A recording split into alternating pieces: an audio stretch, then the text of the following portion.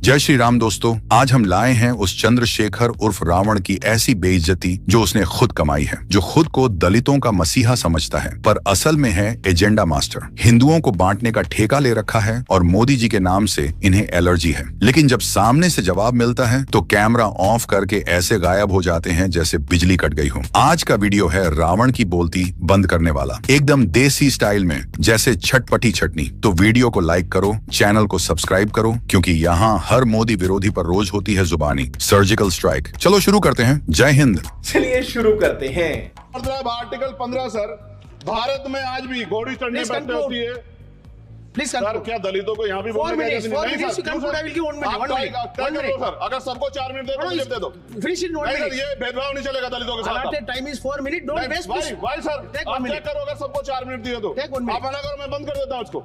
क्या दलितों सबसे आखिरी में नंबर मिलेगा और बोलने का मौका मिलेगा? क्या मजाक कर रहे हैं सर आप? नो, ये all independent people are having only 4 minutes. You take sir, independent में अपनी पार्टी का मेंबर हूं सर, और जीत के आया हूं सर, किसी की दया में नहीं आया। कोई सेंस बात नहीं। Take 1 minute and finish. Sir, कल भी बोले तो एक दलीय पार्टी के लोग, आप मौका दो सर। एक दिन पहले आपने 14 तारीख को ट्वीट किया कि एकता में बड़ा दम है और बीजेपी को हराने के लिए सबको साथ आना चाहिए। अखिलेश यादव जी से बहुत अपेक्षा है। और अगले दिन आपने कहा कि लगता है कि अखिलेश जी को दलितों का वोट नहीं चाहिए और हमारा गठबंधन नहीं हो पाएगा। बीजेपी को हराने के लिए, बीजेपी जिस तरह की मायावी पार्टी, उसको हराने के लिए हम सबको एकता बनानी चाहिए। अच्छा। और इस एकता को बनाने के लिए मैं उनके पास गया भी, और फिर मैंने, क्योंकि वो अगवा, मैंने उनके ऊपर छोड़ा कि भाई अब आपको दलितों के स्वाभिमान सम्मान की रक्षा, उनके हिस्सेदारी की रक्षा आपको करनी पड़ेगी। भीम आर्मी आजाद समाज पार्टी के स्वाभिमानी कार्यकर्ता और नेताओं क्या को कहना लगता है चाहता हूं चंद्रशेखर, क्या समाजवादी पार्टी के नेता जो कह रहे हैं, या फिर जो गठबंधन उन्होंने बनाया है छोटे छोटे दलों के साथ मिलकर, और आप कह रहे हैं कि सबको बीजेपी के साथ, बीजेपी को रोकने के लिए सबको साथ आना होगा, तो क्योंकि आप उनके साथ नहीं जुड़ पाए, इसका नुकसान किसको होगा? उस गठबंधन को होगा, समाजवादी पार्टी को होगा, क्या बीजेपी को इसका फायदा होगा? भाई 22.5% 25% दलितों को अगर हिस्सा मैं मांग रहा हूँ तो क्या गलत मांग रहा हूँ? अबे तू है कौन? हाँ, तू है कौन हमारे बिना? और ये मेरे बड़े भाई हैं, ये कह दें, ओम प्रकाश राजभर कह दे तो चंद्रशेखर जो है अपने खून कतरा कतरा दे देगा। ओम प्रकाश राजभर जी, ओम प्रकाश राजभर जी बहुत भावुक सवाल पूछ रहे हैं आपसे चंद्रशेखर। अभी बदत है भाई, अभी बदत है। और संविधान खत्म करने की बात है। जो भी समाज के शुभचिंतक, उनको तो दर्द है कि आज इस परिस्थिति में बीजेपी को सत्ता से बेदखल करने के लिए सबके दिमाग में जो बाबा साहब डॉक्टर अम्बेडकर के अनुयायी हैं, माननीय कांशीराम के अनुयायी हैं, महात्मा चंद्रशेखर क्या आप भावुक हो रहे हैं? गौतम बुद्ध जी के हम देख पा रहे हैं चंद्रशेखर क्या आप भावुक हो रहे हैं, वो अनुयायी हैं। देखिए, एक मिनट ओम प्रकाश जी, मैं देख पा रहा हूँ चंद्रशेखर इस वक्त भावुक हो रहे हैं। चंद्रशेखर भावुक हो रहे हैं इस वक्त, क्या हुआ चंद्रशेखर?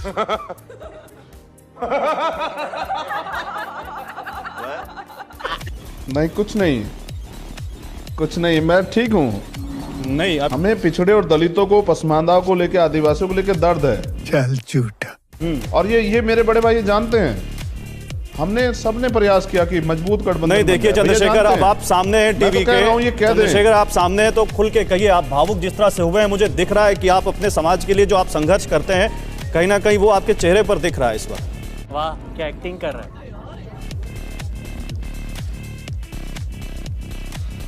देखिए, मैं ईमानदार आदमी हूं, मैंने झूठ बोलना नहीं सीखा जीवन में, और मैं झूठ की राजनीति नहीं करता हूं, छल की।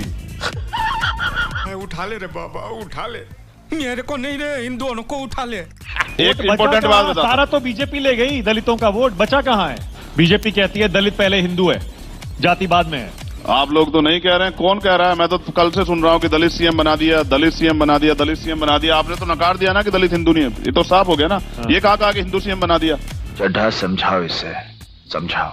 ये कहा कि दलित सीएम बना दिया, और हमें तो अधिकार इसलिए मिले कि हम हिंदू नहीं। नहीं, बीजेपी का बड़ा क्लियर स्टैंड है कि पहले हिंदू बाद में जाति। आपका क्या स्टैंड है? दलित हिंदू है या नहीं है? नहीं, दलित हिंदू नहीं, दलित हिंदू नहीं है। नहीं, बिल्कुल नहीं। इसकी मौका। और बीजेपी चुनाव से पहले बताती है हिंदू, चुनाव के बाद इन्हीं की खाल तारती है। इन चुनाव से पहले प्रधानमंत्री इन्हीं के पैर धोते हैं, और चुनाव के बाद इन्हीं का इलाज। क्या जाती है फिर? दलित की जाति दलित है, अनुसूचित जाति शेड्यूल कास्ट दिया अलग से एक वर्ग पूरा। हिंदू नहीं है? नहीं हिंदू है, अपना कल्चर है। तो आप अपने आप को हिंदू नहीं कहते? नहीं हूँ, बिल्कुल साफ तौर पर। कैसे कैसे लोग रहते हैं यार यहाँ पर जी। एक मिनट सुनिए, मैं यहाँ इस पैनल में बैठने नहीं आया, इस पैनल में बिठाइएगा। जिस दिन यहाँ अमित शाह बैठा हो, जिस दिन यहाँ बीजेपी का राष्ट्रीय अध्यक्ष बैठा हो, उस दिन बिठाइएगा पैनल में, समझ रहे हैं? देखिए, अब आप इस लेवल की बात कर रहे हैं, आप कह रहे हैं कि अमित शाह बैठा हो, आप अभी आप कह रहे थे कि देखिए आप सम्मान से बात करिए। आप किस तरह के लिहाजे से बात कर रहे हैं? आपने मेरे से तू तड़ाक करी। ऐसे व्यक्ति को तो जूता मार के हटा देना चाहिए। मैं तो आपसे इतनी आराम से बात कर रहा हूं चंद्रशेखर रावण जी। करता ही नहीं हूं मैं, तू तड़ाक नहीं करता हूं ना भाई। आपने करी अभी। मैं तो आपका सम्मान करता हूं अमीश देवगन जी। मैं तो आपको जी करके संबोधित कर रहा हूं। बैठा हो तो मुझे बिठाइएगा, समझ रहे हैं ना? सुधांशु त्रिवेदी राष्ट्रीय अध्यक्ष बैठा होगा तो मुझे बिठाइएगा। एक से नहीं, आप तो लोकतंत्र में यकीन करते हैं ना, तो सुधांशु त्रिवेदी का एक सवाल सुन लीजिए। आप तो लोकतंत्र में यकीन करते हैं, मैं आपको पूरे पैनल के साथ नहीं ले रहा, लेकिन सुधांशु त्रिवेदी का 20 सेकंड का सवाल तो सुन ही सकते हैं। इतना तो लोकतंत्र हमारा मजबूत है चंद्रशेखर रावण जी। क्या गुंडा बनेगा रे तू? जब आप इतने सारे सवाल उठा सकते हैं तो पॉइंट सुन भी तो सकते हैं। बंद करो, या मैं अपनी कहूंगा। मैं सुधांशु जी का जवाब नहीं दूंगा ना, मैं जवाब दूंगा तुम्हारे सवालों का। और अगर तुम्हें जवाब चाहिए सुधांशु जी को, तो फिर मेरे प्रवक्ता को बुला लो। बस हवा निकल गई। अभी बस मैं एक पार्टी का राष्ट्रीय अध्यक्ष हूं। अभी हमारे पास विधानसभा के विधायक तो नहीं है, लोकसभा के एमपी नहीं है ना, वो भी होंगे बहुत जल्दी, मेहनत करेंगे, समझ रहे हो? लेकिन हम एक सम्मान रखते हैं और उस सम्मान को जो है हम किसी को छेड़ने नहीं देते, समझ रहे हो? पर सम्मान इसमें सम्मान कैसे कम हो जाएगा?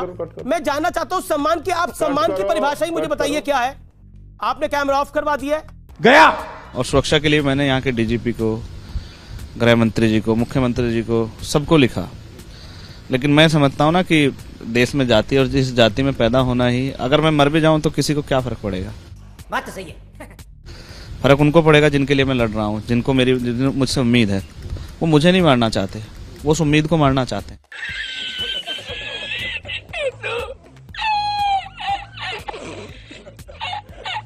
मगर रोजगार कहाँ से आएगा? मंदिर रोजगार थोड़े। लोग तेरे को बताते तेरी मंदिर का निर्माण होगा, इंजीनियर्स को मिलेगा, मजदूरों को मिलेगा, मटेरियल सप्लाई होगा, उसको मिलेगा रोजगार। और उसके बाद वहाँ पर पूरी इकोनॉमिक गतिविधि चलेगी। लोग वहाँ पर दर्शन करने आएंगे, वो फूल माला खरीदेंगे, प्रसाद खरीदेंगे, होटल में बस से आएंगे, गाड़ी से आएंगे, ट्रेन से आएंगे, हवाई जहाज से आएंगे। पूरी इकोनॉमी घूमती है राम के आसपास। कैसी लगी आगे स्वाद? सबसे लोकप्रिय नेता किसे मानते हैं आप देश का? मुझसे ज्यादा लोकप्रिय होगा एमपी एमएलए भी नहीं, देखो पूरे देश में फॉलोइंग है। Kill it off for me. That's innocent. पर चुनाव तो हार जाते हैं। more and more